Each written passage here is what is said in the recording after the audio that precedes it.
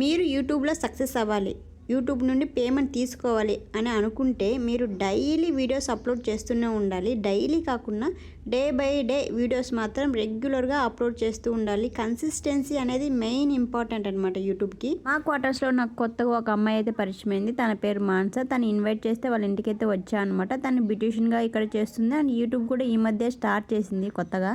మనకు యూట్యూబ్ గురించి కొంచెం తెలుసు కాబట్టి థంబ్నెయిల్ ఎలా క్రియేట్ చేయాలి, ఏం చేయాలి అనేది కొన్ని సలహాలు అయితే ఇచ్చాను. ఇక్కడ తన రూమ్ చూడండి, బ్యూటీషియన్ రూమ్ని ఇలా సెట్ చేసుకుంది. మన క్వార్టర్స్లో వాళ్ళు ఈ వీడియో చూస్తూ ఉంటే మీకు ఏమైనా puppy pins, nail polish, mehndi ఇలా ఏమైనా కావాలంటే తన దగ్గర ఫ్యాన్సీ ఐటమ్స్ కొన్ని ఉన్నాయి, క్లిప్స్ కానీ అన్నీ ఉన్నాయన్నమాట. ఏమైనా కావాలనుకుంటే మీరు తన దగ్గర పర్చేస్ చేయొచ్చు. పార్క్ లైన్ ఉంటుంది కదా, పార్క్ లైన్ ఆపోజిటే వాళ్ళ ఇల్లు, థర్డ్ హోమ్ అనమాట.